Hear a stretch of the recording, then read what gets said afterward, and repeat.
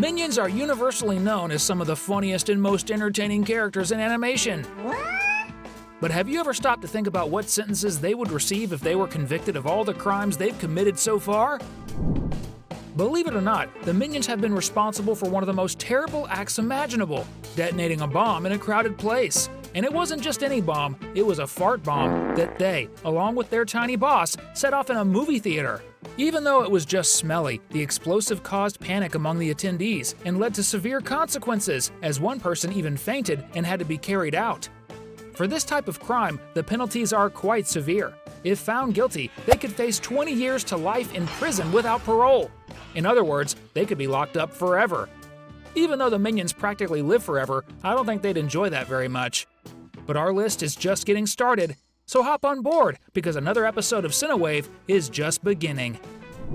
Believe it or not, the Minions have also committed the terrible act of animal cruelty. If you remember well, you'll recall that they did this not once, but twice. The first time was when they, albeit accidentally, caused their first boss, a Tyrannosaurus Rex walking on water, to fall into a volcano and literally become a fossil. The second time was when they, again accidentally, caused an ice stalagmite to fall on the head of one of the abominable snowmen, killing the poor guy as well. And since they're not human, we'll consider them animals too, something like gorillas, but from icy lands. So, for harming two animals, the Minions could be sentenced to 1 to 5 years in prison. Not to mention a fine ranging from $10,000 to $20,000. I think they'll think twice before singing in an ice cave again. And to be honest, the Minions have already been imprisoned but ended up escaping, which in itself is also a crime.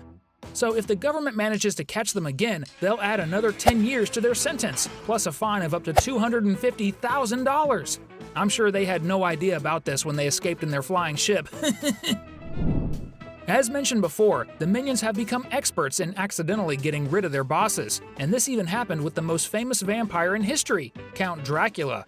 So we could say that the Minions committed vampire slaughter even if it was unintentional. This is probably a crime that doesn't even exist, but let's treat it like manslaughter since it was more of an accident. So for roasting Count Dracula, the Minions could get 10 years in prison and have to pay a fine of $20,000. If there's one thing the Minions are, it's experts in performing jobs for which they're not qualified. They've done this several times. The first was when Bob accidentally became the King of England, which he only managed to do because of his mechanical hands when he pulled Excalibur from the stone. The other time was when the three main Minions pretended to be airplane pilots and flight attendants. Not to mention when one of the Minions pretended to be a tennis judge just to favor Gru in a match. In all these cases, especially since they didn't cause the plane to crash, the penalty is up to 1 year in prison. And now tell us, on a scale from 0 to 10, how much do you love the Minions and Despicable Me? Drop it in the comments so we can know! Among the list of atrocities that the Minions have committed, we can even include mass extermination, which is when multiple people are killed at the same time. This is exactly what happens when the yellow geniuses end up knocking down an entire pyramid on top of a pharaoh and several Egyptians in a distant past. In cases like this, the Minions would probably be sentenced to, believe it or not, the death penalty or life imprisonment. I'm sure if they knew that, they would have built the pyramid the right way. The Minions' list of crimes is quite diverse, as it also includes the crime of trespassing, which happened several times throughout the movie franchise. For example, this happened when they entered Wild Knuckles' house supposedly to rescue Gru, but even though it was the residence of a supervillain, it can still be considered a criminal act.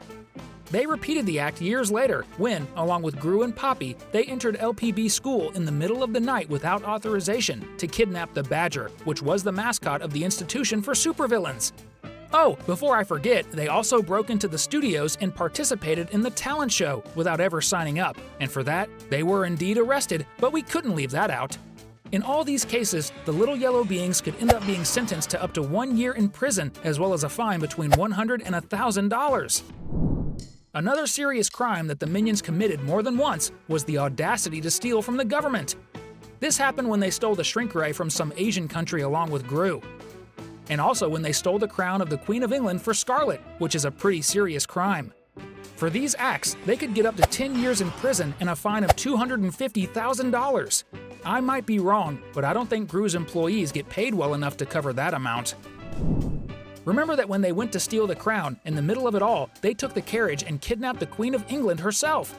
And for this crime, they could also be arrested and sentenced to life imprisonment, along with a fine of $50,000. Another crime that the Minions frequently commit is pretending to be people they are not. They did this when they pretended to be a woman to buy tickets in England, and also when they impersonated Gru's parents in Minions 2.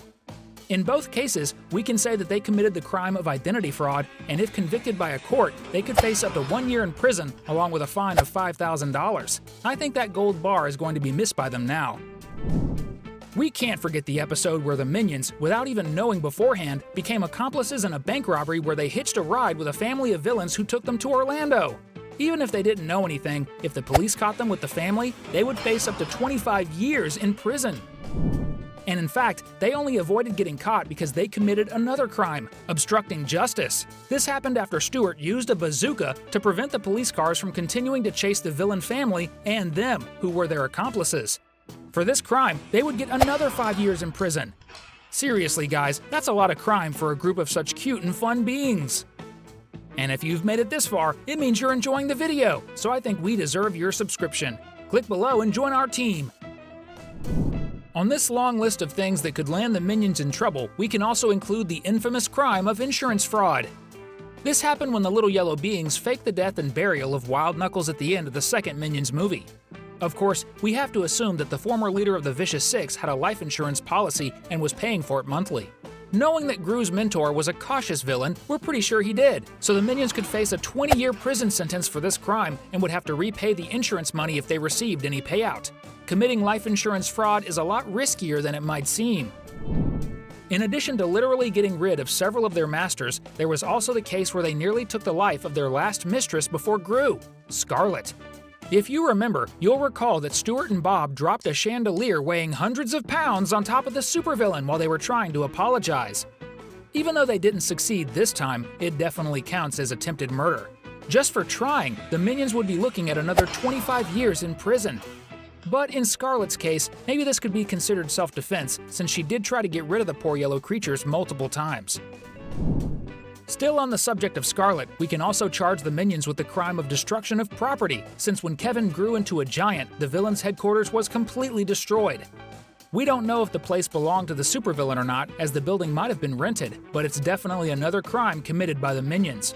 For this offense, Kevin could face up to 1 year in prison, plus the obligation to pay for the damages and a fine of $1,500. Another crime that Gru's Minions seem to specialize in is failing to render aid. This happens when an accident is caused and no help is given to those involved. We see the Minions doing this when they ran over El Macho in Despicable Me 2 and pretended nothing happened. And in Despicable Me 4, we see that Mega Minion Gus left the window cleaner hanging on the edge of a fall and simply walked away after cleaning the windows. In both cases, they committed crimes, and the penalty could be up to 20 years in prison, along with hefty fines, especially if the injured party suffers lasting effects, including psychological ones. Honestly, I don't think I'd ever want to be saved by a Mega Minion. And the last crime the Minions committed, which couldn't be left off our list, is definitely indecent exposure. This happens when someone is caught naked in public. In Despicable Me 4, we see that while they're on their way to the AVL, one of the Minions flashes his behind at the bus while they're stuck in traffic. For this outrageous act of public indecency, they would have to pay a $1,000 fine and could face up to 3 years in prison. Who would have thought that these funny little creatures would have committed so many different crimes? But honestly, I still find them hilarious and am a huge fan. Since you made it this far, we've got 2 really cool videos for you to watch right now. Pick the one you want to see first and just click. Thanks, and see you next time.